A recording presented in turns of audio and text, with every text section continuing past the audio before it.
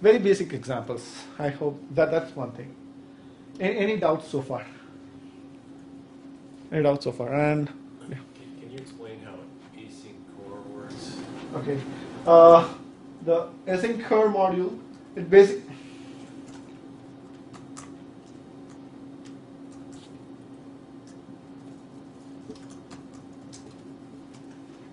it handles parallel connections internally. So when you do an async core.loop, it runs the thread and then it catches the connections parallelly. That's how the async core works.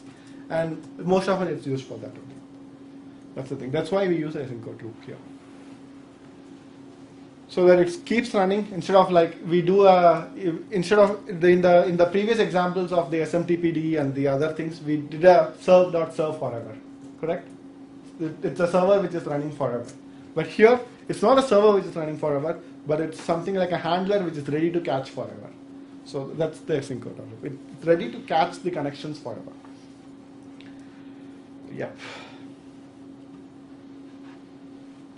Yeah, and the next we are going to cover the socket module and threading module, and I think we have to pace up with I have to pace up. Let's look into the socket module. So socket module is like most often, as we saw in the first example, you create a socket, you bind the socket to an address on the port, listen for the incoming connections, wait for clients and accept a client, and send and receive data. That's what a socket server will do. And what a client will do, you create a socket, you connect to the socket, and then send and receive data. That's what a client will do. The server does an additional task of looking for a client. Okay. Look at this example, a very basic socket server in terms like it sets the host, port, and the size, socket.socket, socket.af_init, and socket.sockstream. It connects to a particular port and the host, and then it sends the hello world and receives the particular data of the size, and then it closes it and receives the data. That's the thing. And this server module, it again is accepting the client requests. That's what we do it in terms like while true client comma address socket.accept, which accepts the connections from the client and then receives and goes about with sending and receiving data. Okay. In this tutorial material, I've simplified as what the various socket primitives are in terms like what does AF_Unix means, what does AF_init means. INET is nothing but the IPv4 packet. And when you want to do an IPv6, you just got to use the INET6. That's the other parameter which is useful. Okay, and you to create a socket in Python, you just use socket of socket, the family and the type, the family type and the protocol. And when you want to listen to it, you listen it in terms like how what you listen to a socket as the verbatim it is.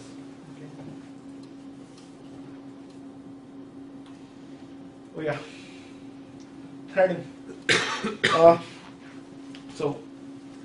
We just looked at the socket, and the socket example which we saw was the first one, the IRC connect. If you recollect, where we connected to the IRC and it received the content from the IRC. Okay. Now we look at the another standard library module by name threading. Threading allows the multiple applications to perform multiple tasks at once. Okay. There are two kinds of threading modules available in Python standard library. One is called threading and one is called thread. Thread is a lower level module which is used internally by threading, and we use threading module to do our threading task. And in the threading module, what we do is we create a class which will derive from the threading.thread and override the run method. So this particular example is the first example to understand the threading.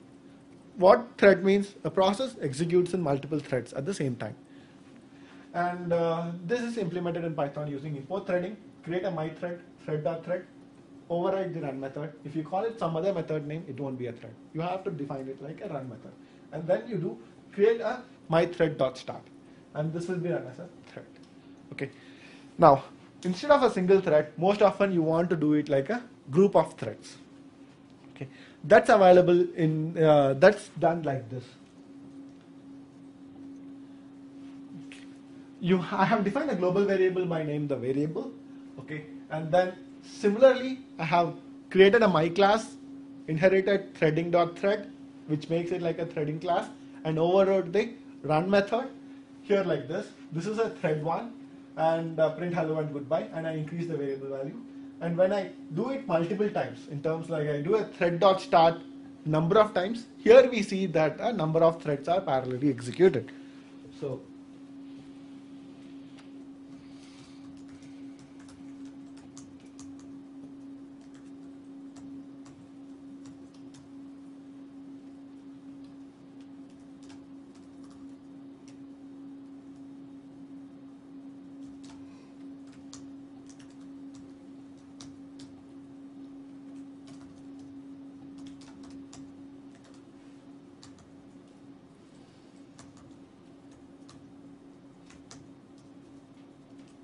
this is an example.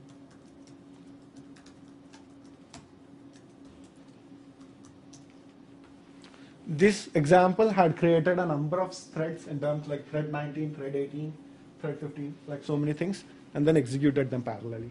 This happened using that way. Okay, and a server with services, clients, and threaders. Okay, this is going into much detail in terms like we are creating a server which will serve the clients in multi-threaded way. So the previous server which we saw, the XML, the HTTP server was a single-threaded one. And Apache and the IIS, are multi-threaded. Multiple server client requests can come at the same time.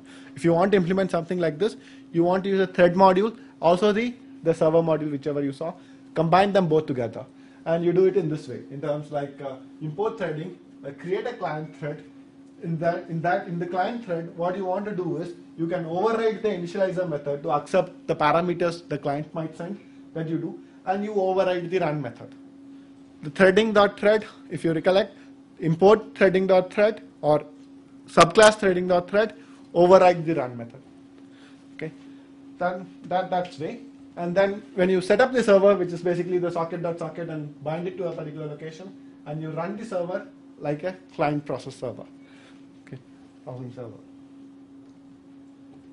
And the client for the server will be connect to that particular server, and then it will always receive the values. Pickle is a Python standard library module to serialize the data. In terms like you'll find that it's a data available in the form, you serialize it in the form of a Python object which you can pass around. Okay. And multi-threaded client. It's another example which I have given to define a connection thread, and then you can spawn a number of threads in a similar way, like the x.x range which we saw, to a number of threads, and then you have clients which get handled by the thread. And most often when you are writing a threading service, thread is nothing but the parallel execution of the processes, right? So you want to create a worker threads. Okay, you have a request. You are designating the work to a different workers, worker 1, worker 2, worker 3, and worker 4, and you want to run the particular task by all the workers at the same time. That is where a pool of threads come in. And most often you want to have a control of how you designate work to the various workers. And you work with a pool of workers using a queue module. Queue is nothing but the first in, first out.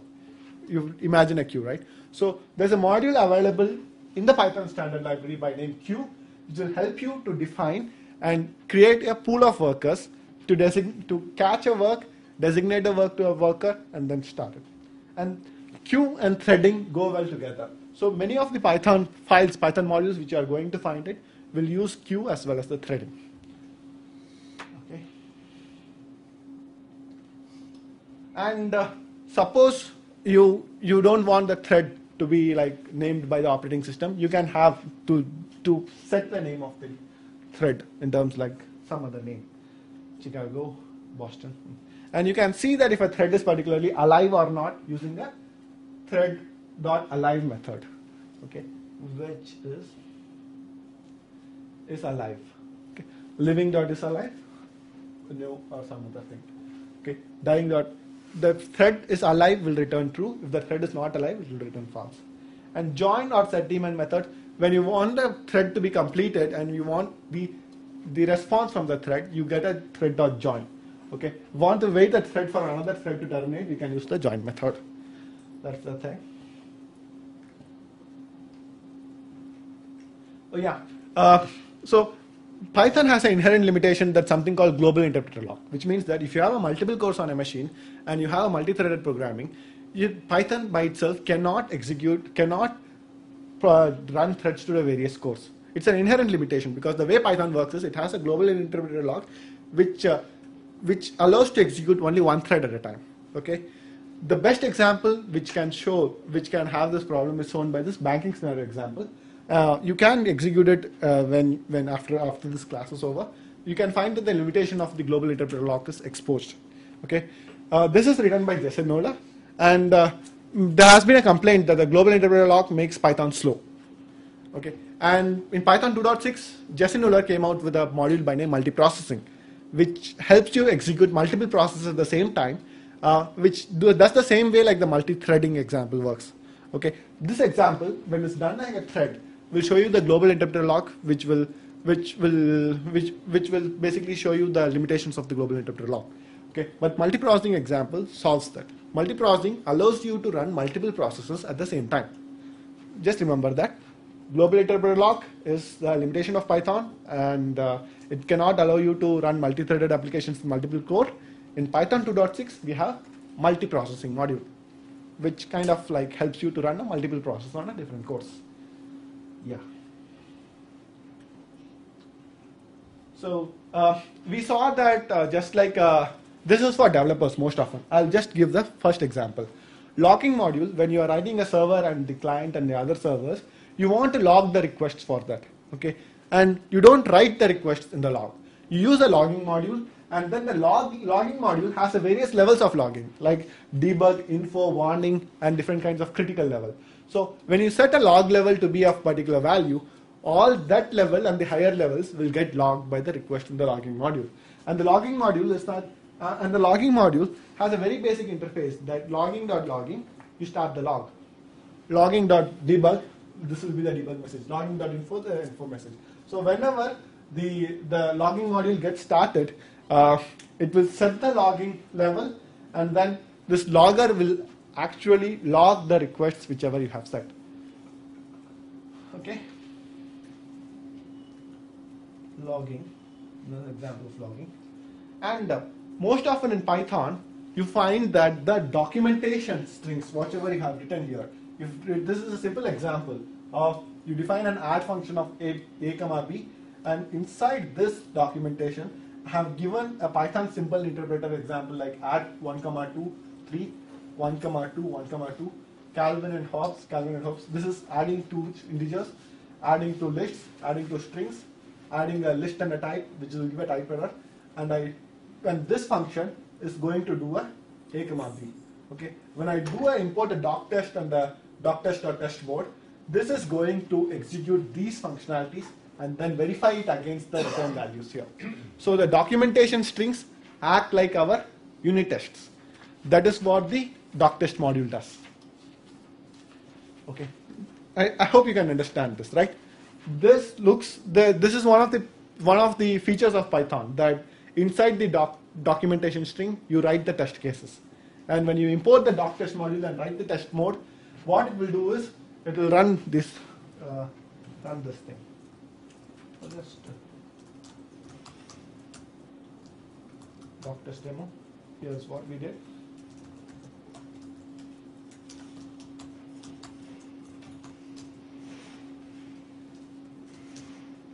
Look at this. When I did a verbose thing, it did an add Calvin and Hobbes, expecting Calvin and Hobbes. It did do it, so it printed OK. When I add a list and a string, it expected a type error. It did OK. Correct? The doc test is running like that. Okay. That was an example of doc test. Unit test is a unit testing framework, again useful for developers, wherein unit testing is you want the various methods are available in the unit test module when you assert a particular expressions to another expression. So basic assertion is if a particular expression is true. Assertion is if a particular expression is equal to another expression. Assertion is if a particular expression is not equal to another expression. And another assertion is if a particular exception is not raised. So all these kinds of assertions are raised by the unit test module. And whenever you are running a test, you will do a setup of the particular, basically you set up a test bed, you run the various tests and you tear down the test bed. And when you are running a number of tests together, for each test you want to do a setup and a tear down. The whole functionality is covered by the unit test module, wherein if you define a unit test or test case and head it to a unit test examples, and you define two functions by name setup and tear down. Please remember the case should be the same and the way it should be defined should be the same in terms like setup and a tear down. And then you look at the various function names. Assert almost equal, which means that the A should be almost be equal to 2. Okay, assert almost equal. This should almost be equal to 2. Fail unless equal. It will fail unless if it's equal. Okay, wordings are different, but most often it means the same. Like for example, is equal is not if not equal. Correct? Is equal is not if not equal. Something like that is available. Okay.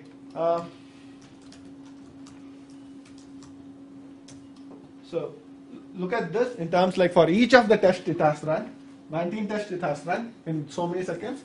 It has gone to setup and tear down and looked at the tests. And we do a verbose of it.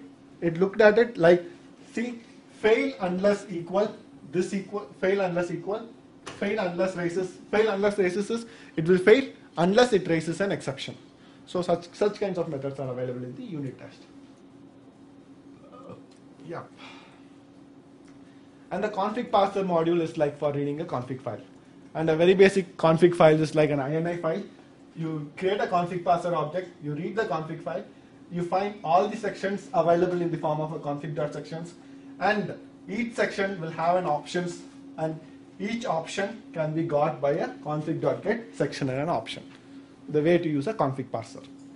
And this config parser module is available when you build applications which can read the config files. Correct? That's the thing. And you can use the config parser module to write the config files also. And certain Python shortcuts which I would like to share is like, it's an extra. In terms like when you want to copy particular object, you have a copy which will provide a deep copy as well as a nested copy. Programmers often face with the need to copy Python objects along.